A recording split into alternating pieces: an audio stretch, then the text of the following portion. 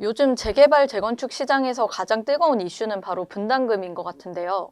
분담금이 뭔지는 알아도 구체적으로 아는 분은 많지 않으실 것 같습니다. 그래서 오늘 포스코 ENC의 박정용 소장님 모시고 분담금에 대해서 얘기 한번 깊게 나눠보는 시간 갖겠습니다. 안녕하세요. 안녕하세요. 그 조합원 분담금을 보면 들쭉날쭉한 것 같은데 이게 매번 바뀌는 이유가 있을까요? 네, 바뀌는 이유가 있습니다. 바로 최근에 정비 사업은 모두 도급제 방식으로 진행하기 때문인데요. 도급제 방식의 특성상 사업이 진행되는 동안 발생하는 변수들이 모두 분담금에 지속적으로 영향을 미치게 되기 때문이죠. 혹시 도급제 말고 다른 방식도 혹시 있을까요? 정비 사업은 총 두 가지 방식이 있다고 보시면 됩니다. 첫 번째가 방금 말씀드린 도급제 방식이고요. 최근에는 잘 사용하지 않는 방법이지만 과거에는 지분제 방식으로 사업을 진행했던 그런 현장들이 많이 있었습니다. 재건축을 시작할 때 시공사가 모든 사업에 책임을 지고 수행하는 방식을 지분제 방식이라고 합니다. 예를 들어서 기자님이 34평 신축 아파트에 입주하신다라고 했을 때 사업을 시작하는 단계에서 특정 금액, 예를 들면 3억만 내시면 됩니다라고 결정하고 사업을 시작을 하는 거죠. 지분제 사업은 시공사가 모든 공사비 그리고 사업비에 대한 책임을 지는데요. 반대로 사업을 수행하면서 발생하는 개발 이익 또한 시공사가 모두 가져가는 방식입니다. 이렇게 보면 굉장히 안정적이고 좋아 보이지만 분양성이 양호한 지역의 경우에는 막대한 개발 이익을 시공사가 독점한다는 그런 단점도 있습니다. 만약 일반 분양이 잘 돼서 이 사업이 돈을 많이 벌게 되더라도 조합원 입장에서는 처음에 약속한 3억을 그대로 내셔야 된다라는 점이 바로 지분제 방식인데요. 한때 지분제 방식의 사업에 성행했던 시절이 있었는데 최근에는 대부분 사업장에서 도급제 방식으로 사업을 진행하고 있습니다. 지분제 같은 경우는 고정적인 분담금을 내는 대신 얻을 수 있는 이익도 좀 적은 편이라고 볼 수 있겠네요. 그렇습니다. 분양이 잘 되는 입지가 좋은 현장 같은 경우는 당초 예상했던 것보다 분양 수입이 더 많이 발생한다고 하더라도 그것이 분담금을 줄이는 역할을 하는 것이 아니라 시공사가 모두 독식하는 그런 구조라고 보시면 될 것 같습니다. 그럼 도급제 방식은 정확하게 어떤 방식인가요? 시공사가 공사비만 받고 시공에 대해서만 책임지는 방식을 도급제 방식이라고 합니다. 공사비나 사업비가 당초 계획보다 만약 증가하게 된다면 그런 리스크들을 조합이 부담하고 반대로 사업이 잘 되어서 개발 이익이 높아진다라고 했을 때 그 이익을 시공사랑 쉐어하는 것이 아니라 조합이 모두 독식하는 그런 구조를 도급제 방식이라고 합니다. 최근 모든 사업장에서는 아마 도급제 방식을 채택해서 사업을 진행하는 걸로 알고 있습니다. 혹시 그 이유가 있나요? 시공사는 시공비만 받고 공사비만 받고 사업을 끝내고 그런 개발 이익은 조합이 가져가는 것이 훨씬 이익이다라는 생각에서 아마 도급제 방식을 채택하는 것 같습니다. 조합이 유리한 구조라서 그렇게 됐다는 걸로 이해하면 될까요? 이것은 분양시장 환경에 따라서 굉장히 좀 민감한 영역인데요. 아무래도 분양 경기가 굉장히 악화돼서 사업 미래에 대한 리스크가 커졌다라고 했을 때는 지분제 방식이 좋을 수도 있고요. 혹은 분양시장이 화랑이다. 분양시장이 어느 정도 안정적인 궤도에 올라왔다라고 했을 때는 도급제 방식이 조합 입장에서는 유리하다라고 볼 수 있습니다. 요새 그 분상제에 대해서도 얘기가 많은데요. 뭐 분상제 때문에 지금 강남조차 평당 분양가가 5천만 원대다. 그래서 이게 분상제를 적용받지 않으면 추가 분담금 문제가 해결될 거다. 이렇게 보는 분들도 계신 것 같아요.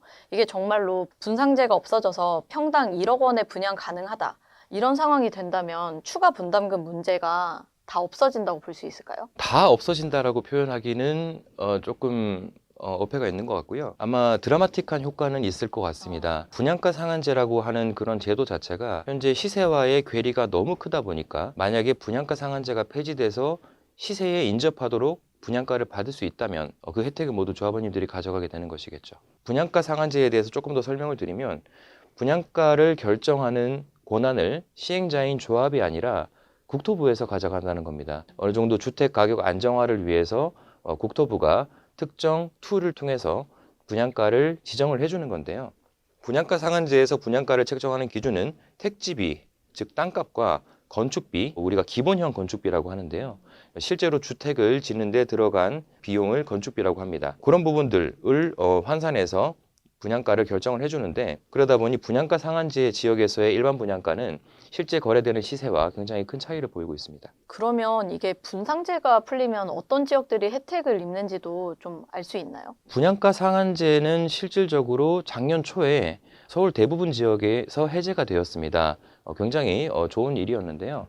하지만 아직까지 서울의 4개 구, 강남구, 서초구, 그리고 송파구, 그리고 용산구는 여전히 분양가 상한제 규제를 받고 있습니다. 그러다 보니 분양가 상한제에서 해지됐지만 입지는 강남 못지않은 곳, 예를 들어서 여의도나 성수동 이런 쪽에서는 아마도 분양가 상한제 폐지로 인한 혜택을 크게 볼 것으로 예상을 하고 있습니다. 특히 여의도 같은 경우에는 제가 현재 근무를 하고 있어서 조금 더 체감을 하고 있는데요. 여의도에서는 지금 분양가 상한제가 폐지됐기 때문에 아마 내일 당장 분양한다라고 하더라도 분양가 상한제 규제를 받고 있는 강남권보다 높은 분양가를 노려볼 수 있지 않나라고 생각을 하고 있고요. 여의도 재건축 사업에서 최근에 환급금 이야기가 많이 나오는 이유가 바로 분양가 상한제 폐지 때문이라고도 할 수 있겠습니다. 기대감 때문이라고 볼 수 있겠군요. 맞습니다. 네, 비슷한 사례 중에 하나의 또 사례를 가져왔는데 성수동 일대 한 A 재개발 현장을 좀 예로 들어서 좀 분석해 보면 좋을 것 같은데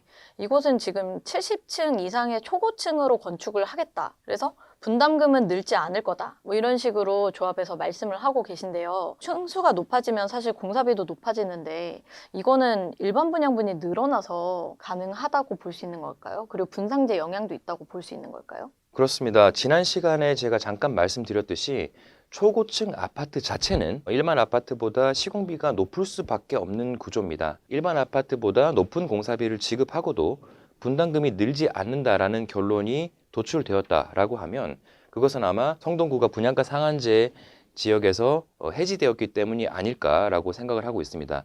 특히나 성수동 같은 경우는 거주 선호도가 굉장히 높은 지역인 만큼 여의도처럼 향후 일반 분양 시점에 높은 가격을 노려볼 수 있지 않을까라고 생각을 하고 있습니다. 일반 분양 물량이 사실 분담금을 좌우한다 이런 얘기들이 있는데요. 일반 분양분이 많으면 많을수록 추가 분담금이 적어진다. 뭐 이렇게 이해해도 되는 걸까요? 여러 가지 요인이 있는데요. 결국 제한된 땅덩어리 안에서 신축 아파트를 몇 세대까지 지을 수 있는지 그리고 그 안에서 원소유주, 조합원님들이 몇 분이나 계신지가 또 굉장히 중요합니다.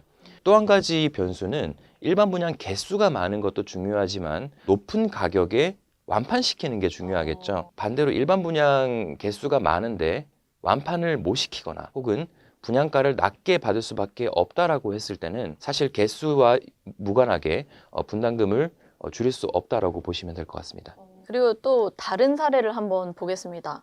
서울 강남의 비재건축 현장인데요. 여기는 시공사가 공사비를 70% 이상 올려달라고 얘기하면서 조합원 분담금이 인당 6억 원 이상 더 늘어난다는 얘기가 있습니다. 그런데 A 현장은 추가 분담금이 왜 이렇게까지 늘어난 걸까요? 네, 아무래도 조합 입장에서는 공사비 상승에 대한 민감도가 클 수밖에 없습니다. 공사비가 오르는 만큼 매번 일반 분양가가 정비례해서 같이 올라주지 않기 때문이죠. 특히나 말씀하신 지역이 만약 분양가 상한제 지역이라고 하면 그 제한은 더더욱 심해질 건데요. 그렇기 때문에 공사비나 사업비, 지출이 올라가는 만큼 수입이 정비례해서 똑같이 올라가 주지 않는다라고 했을 때는 그 모든 부분들이 추가 분담금으로 돌아온다라고 보시면 될 것 같습니다.